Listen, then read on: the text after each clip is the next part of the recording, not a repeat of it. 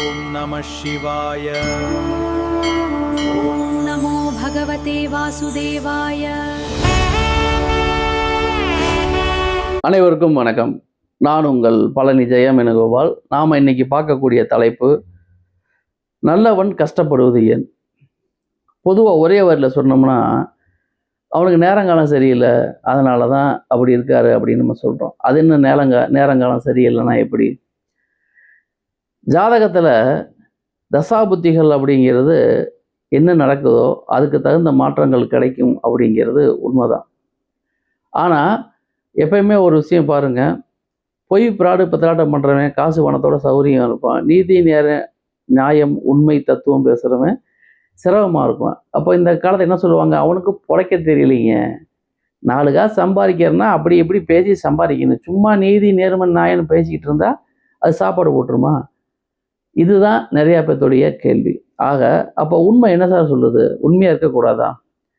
பொய் பிராடு பித்தலாட்டம் பண்ணியாவது ஏதோ ஒரு காசு பண்ணி வாழ்க்கையை வசதியை பெருக்கி கொண்டா அவன்லாம் புடைக்க தெரிஞ்சவன், உண்மை நீதி நேர்மை தர்மம் இப்படி தான் இருக்கணும், இப்படி தான் செய்யணும் அப்படிங்கிற ஒழுக்கத்தோடு இருக்கிறவன் புழைக்க தெரியாதவனா?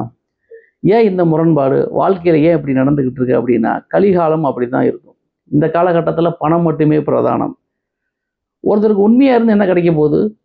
பொய்யா இருந்தால் எனக்கு கையில் காசு கிடைக்கும், அதை வச்சு நான் என்னென்ன எனக்கு தேவையானதெல்லாம் வாங்கிக்குவேன், அப்போ நான் செல்லும்பாக தான் இருப்பேன். அப்போ எனக்கு தேவை என்னவோ அதை நான் பார்ப்பேனா, இல்லை நீதி நேர்மை நியாயம் தத்துவம் பேசிக்கிட்டு சும்மா உட்காந்துட்டு இருப்போனா?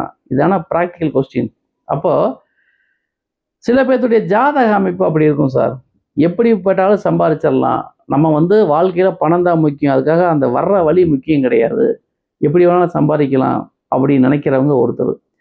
சில பேர்த்துக்கு ஜாதக அமைப்பு மனசாட்சியை உறுத்தும், நம்ம கரெக்டாக இருக்கணும், நமக்கு உழைப்புக்கேற்ற ஊதியம் வரணும், இது தர்மமான முறையில் தான் சம்பாதிக்கணும், அடுத்தவங்கள சீட்டிங் பண்ணக்கூடாது, உண்மையான விஷயங்கள் பேசி சம்பாதிக்கணும் அப்படிங்கிறவங்க சில பேர் இருக்காங்கன்னா அதுக்கு அவங்க ஜாதக அமைப்பு தான் காரணம். அதனால் உண்மை பேசுகிறவங்களாம் கடைசி வரைக்கும் இப்படி தான் இருப்பாங்க, பொய் பேசுகிறவங்களாம் எப்பயுமே அப்படி இருப்பாங்கன்னு எதிர்பார்க்கக்கூடாது. லைஃப் இஸ் அன்சர்டனிட்டி, வாழ்க்கை நிலை இல்லாதது, எப்போ வேணாலும் எது வேணாலும் நடக்கும். அப்போது ஒரு மனிதன் எப்படி இருக்காருன்னா அது அவருடைய ஜாதக அமைப்பு அப்படி தான் இருப்பார். ஒரு மனிதன் ரூடாக இருக்கிறதுக்கும் ஒரு மனிதன் சாஃப்டாக இருக்கிறதுக்கும் அவர் ஜாதக அமைப்பு தான் காரணம். ஒரு மனிதன் நீதிமானாக இருக்கிறதுக்கும் ஒரு மனிதன் அநீதிமானாக இருக்கிறதுக்கும் காரணம் ஜாதக அமைப்பு தான் காரணம். அப்போ ஜாதக அமைப்பை மீறி ஒருத்தர் யாரும் வாழ்க்கையை சேஞ்ச் பண்ணிட முடியாதுங்கிறத புரிஞ்சுக்குங்க. எனவே பொய் பேசினா மட்டும்தான் வாழ்க்கையில் பணம் காசு சம்பாதிக்க முடியும், உண்மை பேசினா அது முடியாது அப்படின்னு நினைக்காதீங்க. என்னதான் ஒரு மனுஷன் வீட்டில் மூட்டை கணக்காக அரிசி இருந்தாலும் சாப்பிட்றது என்னமோ ஒரு கவலை உணவு தான். அதே மாதிரி தான் வாழ்க்கையில் எல்லாருக்கும் எல்லா நேரமும் கிடைச்சிடாது. அதனால் இப்படி சொல்கிற என்ன சொல்லுவாங்கன்னா, அவன் வசதியாக இருக்கிறத பார்த்து பொறாமை, அதனால தான் இப்படி பேசுகிறாங்கன்னு சொல்லுவாங்க. எதுக்கு சார் பொறாமப்படணும்? ஒவ்வொருத்தருடைய வாழ்க்கை அவங்கவுங்க தான் வாழ முடியும். அப்போ நீங்கள் வசதியாக இருக்கிறதுக்கும் வசதி இல்லாமல் இருக்கிறது அதை பார்த்து பொறாமப்பட்ட எனக்கு என்ன கிடைக்க போகுது? உண்மையை சொன்னால் அப்படி தான் தெரியும், ரியாலிட்டி அப்படி தான். அப்போ இந்த உலகம் என்ன பண்ணும் அப்படின்னா, உனக்கு சம்பாதிக்க துப்பு இல்லை, பொய் பேச தெரியல, 4 காசு பேசி சம்பாதிச்சுட்டு வருவியா, உட்காந்து தத்துவம் பேசிக்கிட்டே இருந்தால் பயிர் நிறைஞ்சிருமா? இப்படி தான் ப்ராக்டிக்கலாக பேசிக்கிட்டு இருக்காங்க. அதனால் அதெல்லாம் நீங்கள் காதில் வாங்கிக்காதீங்க. தீதும் நன்றும் பிறர் தர வாரா அப்படிங்கிறது புறநானூற்று கூட்டு. எனவே உங்கள் ஜாதகத்தில் என்ன அமைப்புன்னு பாருங்கள். அந்த ஜாதகத்தில் தசாபுத்தி நல்லா இருந்தால் நல்ல வாழ்க்கை கிடைக்கும், தசாபுத்தி சரியில்லை அந்த புத்திகள் முடிகிற வரைக்கும் ஒரு டைட் இருக்கும். தசாபுத்தி அந்தரங்கிறது முக்கியம் தான். அப்போ வாழ்க்கை எப்போ வேணாலும் மாறக்கூடும். எனவே உங்கள் இயல்பை விட்டு நீங்கள் மாறாதீங்க, நீங்கள் எப்படி இருக்கியோ அப்படியே இருங்க. வாழ்க்கையில் கண்டிப்பாக மாற்றங்கள் அப்படிங்கிறது வந்துதாகும். அப்போ உங்கள் ஜாதக ரீதியாக நீங்கள் என்ன வழிபாடு பண்ணணும், என்ன கோயிலுக்கு போகணும், என்ன சாமியும் போடணும், இதெல்லாம் தெரிஞ்சுக்கிட்டு அந்த விஷயங்களை தொடர்ந்து பின்பற்றுங்க. நிச்சயமாக வாழ்க்கையில் நல்லவன் வாழ்வான் அப்படிங்கிறது உலக இயல்பு. கடைசி வரைக்கும் அநீதி ஜெயிச்சிருக்கா பார்த்தீங்களா? நீதி தான் எப்பயுமே ஜெயிக்கும். அப்போ வாழ்க்கையில் சார் 2 இருக்கணும், மேடு பள்ளு, இரவு பகல், உயர்வு தாழ்வு, நீர் நெருப்பு, இந்த மாதிரி எல்லாமே இயற்கையாக ரெவண்டாக வச்சுருக்கு. அப்போ நல்லவன் கெட்டவன்கிற 2 கான்செப்ட் வேணும். நல்லவன் வாழவே மாட்டான்னு அர்த்தம் கிடையாது. அவங்க ஜாதக பிரகாரம் தசாபுத்தியை வர்ற வரைக்கும் கொஞ்சம் வெயிட் பண்ணணும். ஆனால் அதுதான் நீடித்த வாழ்க்கைங்கிறத புரிஞ்சுக்குங்க. அநீதியாக வர்றது டெம்பரரியில் மறந்து, நீங்கள் லைஃப்பில் எத்தனையோ இன்சிடென்ட் இருக்குது, நீங்களே பார்த்துருப்பீங்க. அப்போ ஒரு மனிதனுக்கு கொடுப்பனை அப்படிங்கிறது ரொம்ப முக்கியம். அதே மாதிரி அவங்க வாழ்க்கை தரம் எப்படி இருக்குங்கிறது ரொம்ப முக்கியம். எனவே எதை நினைச்சும் பயப்படாதீங்க. நல்லவன் கடைசியில் நிச்சயமாக ஜெயிப்பான். கஷ்டப்படுறதுக்கு காரணம் டெம்பரவரியாக தசாபுத்திகள்னால தான், மற்றபடி அவர் மோசமாக இருக்காருலாம் அர்த்தம் கிடையாது. காலச்சூழலுக்கு இறைவனே தப்பிக்க முடியல.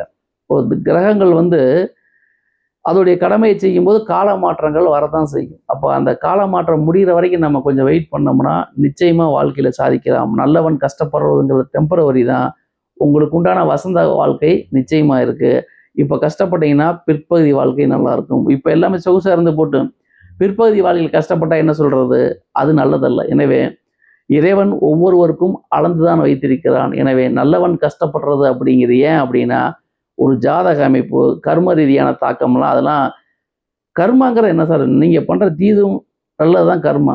அப்போ நல்லதே நினைங்க, நல்லதே நடக்கும். இதில் நான் மாற்று கருத்தே கிடையாது. ஒருவனை கெடுக்கக்கூடாது, ஒருத்தனை ஏமாற்றக்கூடாது. நீங்கள் உழைங்க, நீங்கள் சம்பாதிங்க, நிச்சயமாக நீங்கள் நல்லா தானே இருப்பீங்க. அப்போ எண்ணங்களே வாழ்க்கையாகிறது. வாழ்க்கையே உங்களுக்கு வசதி வாய்ப்பை பெருக்கி தருகிறது. எனவே நல்லதே செய்யுங்கள், நல்லதே நினையுங்கள், நிச்சயமாக வாழ்க்கை உயரும். நல்லவன் கஷ்டப்படுறது அப்படிங்கிறது தசாபுத்தியை பொறுத்து டெம்பரவரி தான். நிச்சயமாக எதிர்கால வாழ்க்கை உங்களுக்கு உண்டு. தைரியமாக இருங்க. மனசு என்றைக்கும் சோர்வடையக்கூடாது. நம்ம ஜெயிச்சு காட்டுறோம் அப்படிங்கிற நம்பிக்கை கடைசி வரைக்கும் இருக்கணும். எண்ணம் போல் வாழ்வுங்கிறது அதனால தான். எனவே உங்கள் ஒர்க்கை நீங்கள் பார்த்துட்டே இருங்க. அதனால் சும்மா நான் நல்லவேன் அப்படின்னு ஒன்றுமே செய்யாமல் இருந்தால் அது கிடச்சிடாது. உங்கள் வாழ்க்கைக்கு உண்டான முயற்சிகளை தொடர்ந்து பண்ணிக்கிட்டே வாங்க. இறையருளும் குருவருளும் சேர்ந்தால் உங்கள் எண்ணம் மிகப்பெரிய எண்ணம்ங்கிற விதை மிகப்பெரிய விருட்சமாகி உங்கள் வாழ்வை காப்பாற்றும். இது கட்டாயம் நடக்கும். நம்பிக்கையோடு செயல்படுங்கள். நிச்சயமாக வெற்றி உறுதி. நன்றி நேயர்களே. மீண்டும் அடுத்த பதிவில் வேறொரு தலைப்பில் உங்களை சந்திக்கின்றேன். அதுவரை உங்களிடமிருந்து விடைபெறுவது உங்கள் ஜெயம் வேணுகோபால். நன்றி, வணக்கம்.